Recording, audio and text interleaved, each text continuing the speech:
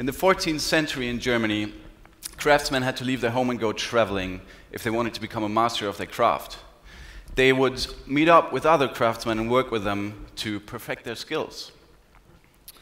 They were not allowed to receive money for their work. Instead, they had to seek work in exchange for food and a place to sleep. It was known as the tradition of the journeyman. And when the journeyman returned home after his travels, he was undeniably wiser, kinder, and knowledgeable, a changed person. Above all, he came back as a fearless man, someone who had experienced diverse cultures and heard the sound of many different languages and learned to respect the multiplicity of the universe. And I wanted to be that man. So here is a short story about a travel from which I learned that crossing borders is necessary to define your own borders. Around 3 years ago, when I finished my studies in interior architecture, I felt like I was at a dead end. Like I couldn't make any progress anymore. Am I going to start looking for a job and that's it? I wanted to travel. I wanted to see all those countries and hear all those languages. And the time was right, but I was scared. I wasn't scared to travel, but to come back and realize that it was the wrong decision. I don't want to be a dropout. I love what I'm doing.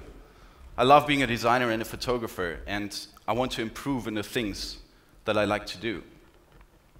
And when I first stumbled upon the tradition of the journeyman, it sounded like something from Lord of the Rings, like some fantasy world. And when I saw those guys the first time, I thought they were doing a role play. But I had a closer look and I realized that it made sense for the people back then, and maybe it could be an outline for my own travels.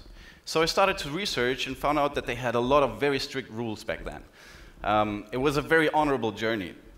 And I had a look at the rules and started to translate all these rules to the demands of my profession and the requirements of today's time. We are living in the media age, and times had changed, definitely.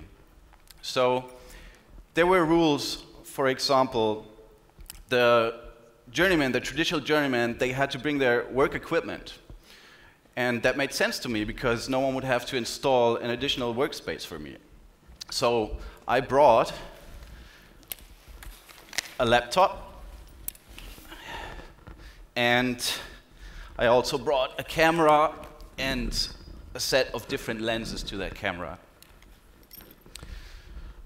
Also, they weren't allowed to bring more than 2 sets of clothes, one for traveling and one for work.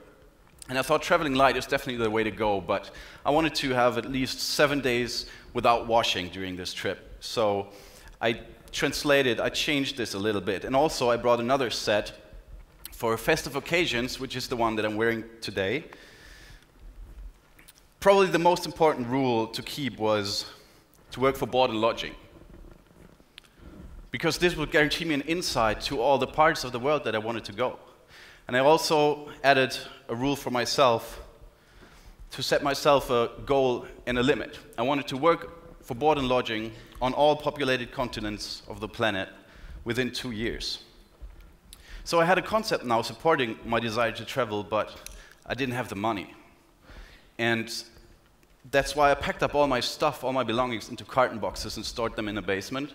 And I moved out of my apartment and into a small room without a kitchen and without a bathroom. That was the only way to save as much money as I could within a short amount of time. So 3 months later, in January 2010, I paid all my outstanding debt, and I bought a ticket to Shanghai. And with 200 euro cash in my pocket and 255 euro on my bank account, I left into the unknown future. Here is the map of my travels between 2010 and 2012. And I started in Asia, went over to Africa and Europe, went back to Asia, to Australia, and then all the way to the west, to North and South America and the Caribbean. And I did 16 jobs and several projects during these years, but I can't tell you about all of them, so I just picked some of them. For example, I was the international ambassador in Kuala Lumpur, Malaysia. The international ambassador for the Kuala Lumpur Design Week 2010. And my job mainly was to shake hands of ministers and other politicians. I was kind of the Western representative for design. And here I'm waiting for the Minister of Trade, I guess. And whenever you're in foreign countries, there are always a lot of culture traps. And already on day one, I stepped into a culture trap here. The president of the Design Week, he asked me if I wanted to join for a meeting. And I said, sure, because I wanted to be a part of it. And I asked if I should dress up a little bit because I looked very sloppy. I just arrived from Shanghai. And he said, oh, no, it's okay, just come like that. So I came along, and when we arrived, I realized that this, oh, no, it's okay, maybe it doesn't always mean that it's okay. Maybe they just don't want to tell me what I should do or shouldn't do.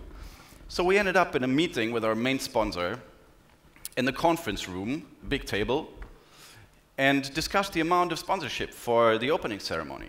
And there were the three fairly well-dressed Malay men, the members of my team, a Chinese manager in a black suit, and a Westerner, the international ambassador, in flip-flops and a death metal shirt. Feeling very awkward, sitting there like this most of the time. Anyways, the meeting was good, and also the opening ceremony went very well.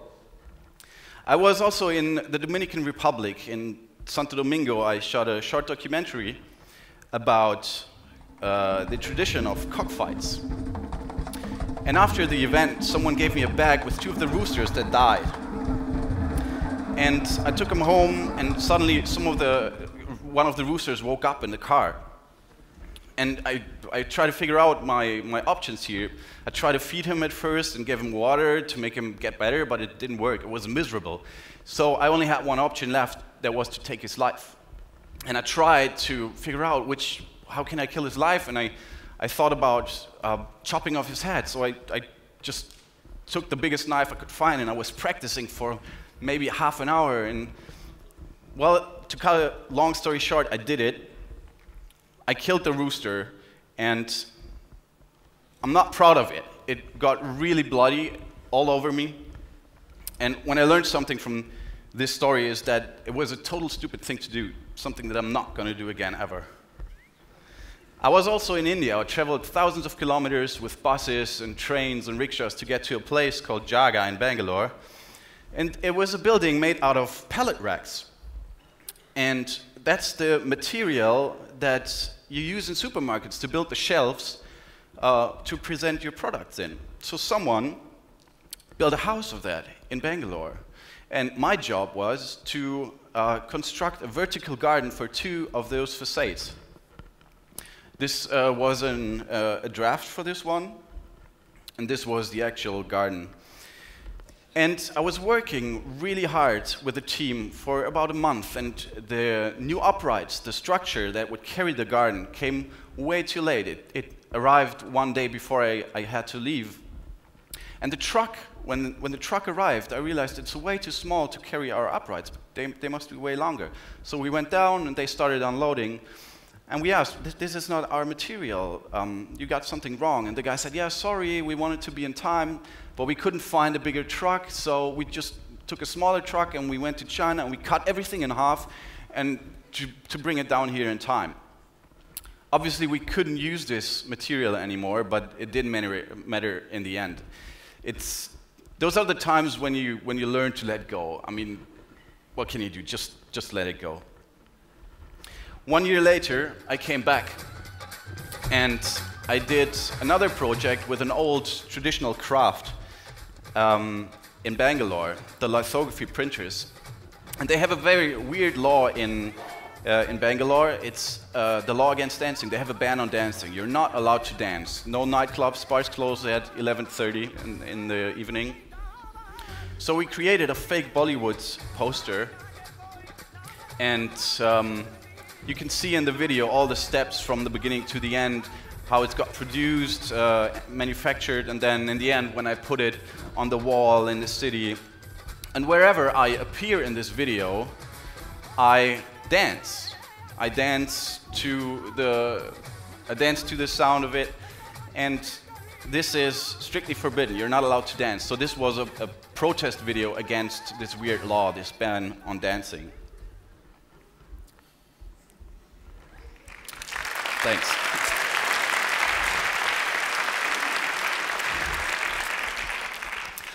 With a photographer from San Francisco that I worked together with there, we went together to Cuba. And we created our own project in Havana. He was taking pictures, I was taking videos. And after a while, we started to interview the people and ask them questions. And we didn't plan to go that deep, but after a while, people started to take us into their houses and tell us about their missing sons and daughters that were trying to escape and never been seen again, and telling stories about Castro and the system they are living in. And it got very intense. Also, our two helpers, two Cuban students, they were checked by the police every day, and it got so intense after a while that I couldn't stand it anymore. And I couldn't stand it because I missed the point. I didn't realize that I was jeopardizing with other people's lives, also with my own life, because freedom of speech is not something very well seen in Cuba. So I was jeopardizing with other people's life. And it was the first time on this trip, and the only time during this trip, that I was scared, that I was really scared. So when I left, I came to the conclusion that this project was a fail. And I decided not to publish any of those interviews that we did over there. So, beginning of the year, April this year, I came back after 2 years and 3 months of traveling. And when the traditional journeyman returned home, he had to report about his most important insights from the trip to the members of his craft, to his guild. So, today, for me, the circle of my journey is closing because I'm reporting to you as the members of my craft. That's you up there, by the way. I'm reporting to you about my biggest insights, the most important insights from my trip that I came home with. So what are they? Number three, living without possession is a relief. I remember when I packed up all my belongings before I started the trip, and I felt kind of sad. Somehow I was shutting away a part of me, things that represent my personality. And it took a while traveling until I realized that it was actually feeling kind of good. I didn't have to take care of my apartment, my car that had to get fixed way too often, no paperwork. I hate paperwork, nothing. I just had to pay once a year the travel health insurance, and that's it. So you say now, okay, he's traveling, he doesn't need a car, and that's true, but that's not the point. The point is that I set my own rules for this trip, and therefore I couldn't compare my situation, my life, myself to anyone else. And that was a relief. It was the first time when I believed myself, when I said, I don't need these things. And that's what I would call the absolute freedom. Number two, it's all about the people. The most asked question of people that hear about my travel is, where do you like it the most? And sometimes I got really tired of this question because you can't really answer it. You can live and travel to a city that's very ugly, there's nothing to do. But if you have good people to spend your time with, if you have friends, if you have partners in crime, it can be the best time of your life. On the other hand, if you are living or going to a very vibrant, creative, and beautiful city, it doesn't automatically mean that you will have a good time there. To say it in the words of Charlie Brown, in life it's not where you go, it's who you travel with. It's all about the people. Well, in his case, it's a dog, but you know what I mean. Which leads us to the most important insight that I got during this trip. The most important insight that I got during this trip is that every news, every statement, every rule and every border is always just an interpretation of one or several people's experiences. And a rule that makes sense for someone else doesn't mean that it's a good rule for you too, to live this happy life that we are looking for. Too often we're we are following a pattern, an expected pattern of belief and behavior that is just a bunch of experiences of others put in a pot and boiled down to what we call the norm. We all have different needs and different habits and different addictions, so why would we follow the same rules? It just doesn't make sense. And I believe that we have to cross borders to find out what borders make sense for ourselves, and we have to constantly cross borders to set our own path and to find those rules for our own happy lives.